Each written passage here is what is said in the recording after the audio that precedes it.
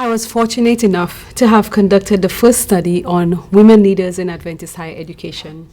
Simply, I looked at the women who served as presidents of Adventist higher education institutions.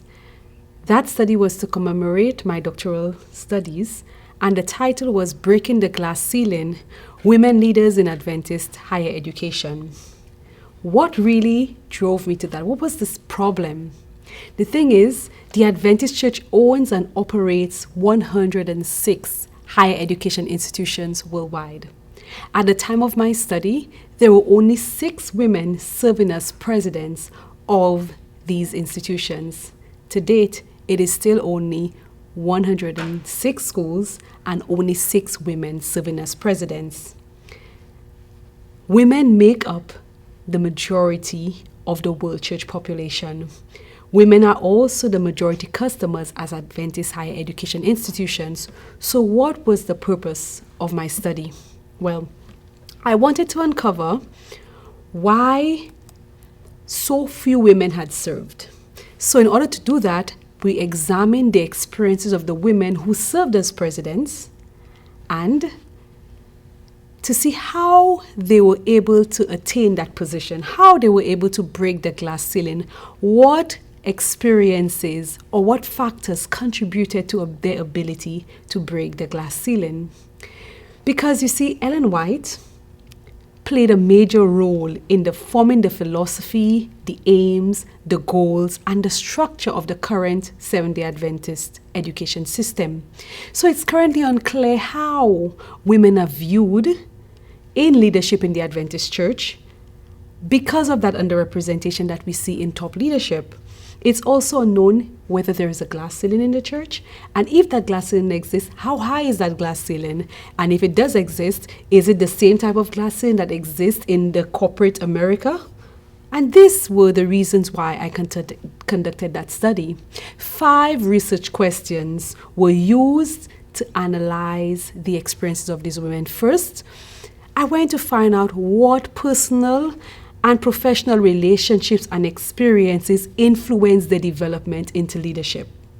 Then the second question, what personal and professional characteristics enable these women to serve as presidents of Adventist higher education institutions?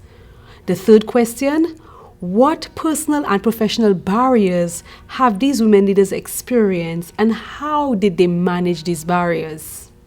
The fourth question, what are the leadership styles and practices of the women leaders who served as presidents of Adventist higher education institutions? And finally, the fifth question, what advice would you give to women who are aspiring to become leaders in the Adventist Church or in Adventist higher education institutions? How did I collect that data? I used a few methods. First, I had face-to-face interview with most of the women. I had some FaceTime interviews. I did a little bit of observing, like going to the institutions, having meetings with them, following them around and so on. I used my field notes. So while I was there, I would write things that caught my attention. I'd write my impressions and so on. Then I also used the Leadership Practice Inventory, LPI, which is a very good leadership tool that is used in corporate societies to look at the effectiveness of leadership. Then I had a demographic survey sheet, which was a sheet that gave me information about these women leaders, about the educational background, about the experiences, and so on. And finally, I used the curriculum vitae. All of these were used to help me triangulate my data, meaning that I do not only come with conclusions based on what I would have gotten from my interviews with these women, but that everything else that I would have gotten would substantiate what those interviews told me. So for my first research question, what personal and professional characteristics and experiences enable them to develop into leaders?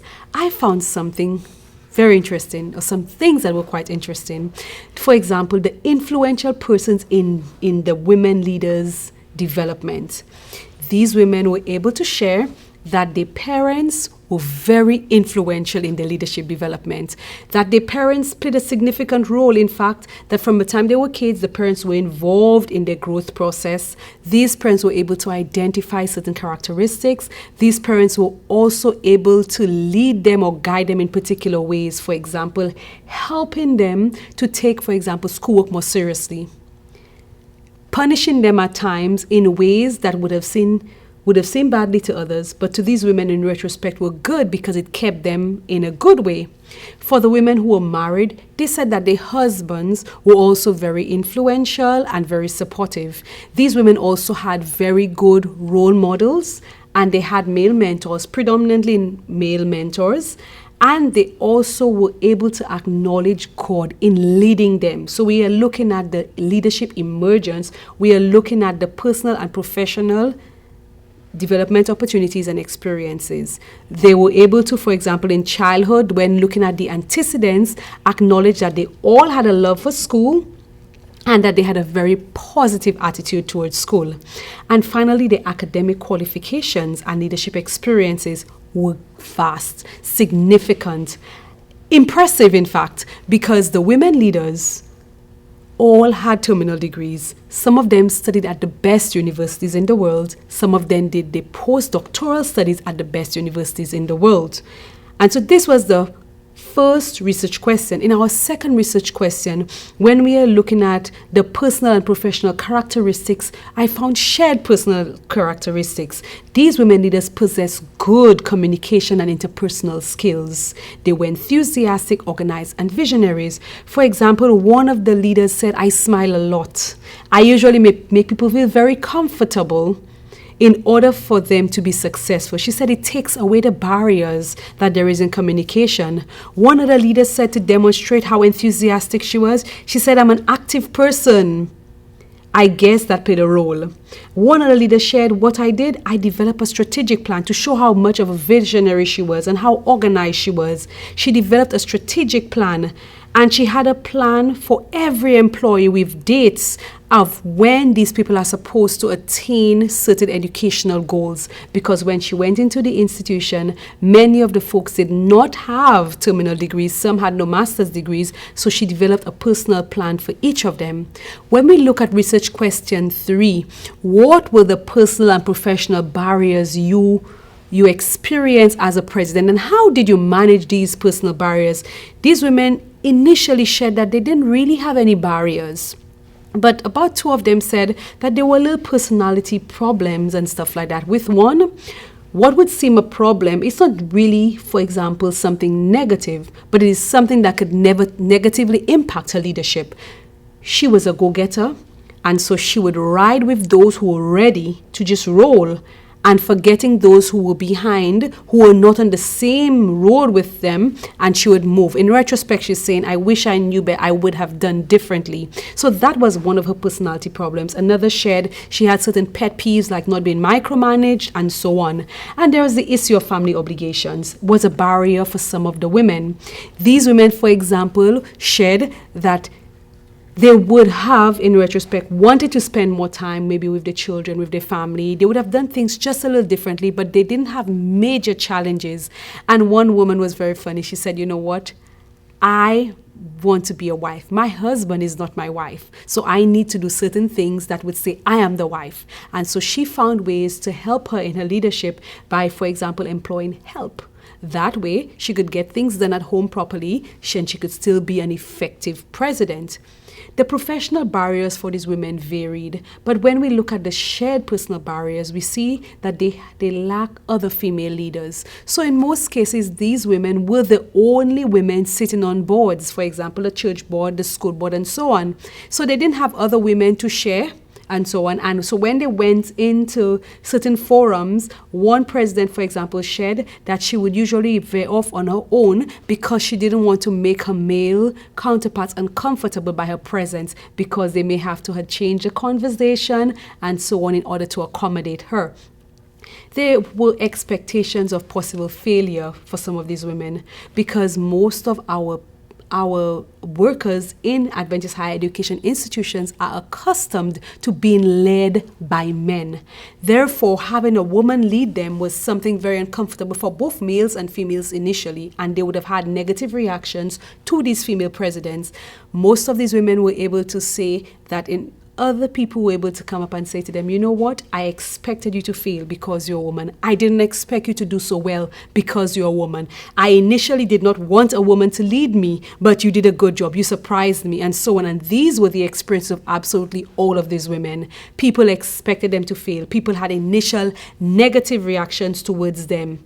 And then how did they manage these barriers? The strategies that they used, these strategies were to ensure that there was open communication between them and the faculty and the staff. They ensured that they had good communication with the board so that the board is always aware of what was happening on campus. And they said, we ensured that we were close to God, that we had sought God in all of our different decisions that we needed to make. So that way we always know that we have the support and the backing of God. That's a very essential component in their leadership in terms of not just the emergence in being able to see God, but in the leadership practice, that they were able to see God when doing, or let's say when taking their task. These women recognized that God was an essential component, and therefore they had to seek Him every time they had to make decisions, when they had to deal with different situations that were not very positive or very pleasant, but they knew that they had His backing. They knew they had His support because they were sure that He had led them in the first place. When we look at research question 5, which looked at the leadership styles and practices, these women leaders had beautiful or significant leadership qualities that contemporary literature is saying are good qualities for a woman leader today. So for example, these women leaders use participative and collaborative approaches. In that, they use the opportunity to allow the different voices of the people that they serve to be heard. They allowed others to share and participate in the decision-making process when it was necessary. They also used overlapping elements of servant leadership and transformational leadership styles. Ironically, none of them stated that they use servant leadership styles, but in deeper analysis of the work, I recognize that they use these qualities and stuff like that. They love to listen to people. Some say, I'm warm, I love to smile, I'm just enthusiastic. All of these qualities are qualities of, for example, transformational leaders. And these women use overlapping elements of servant leadership as well, and also use servant leadership elements on its own.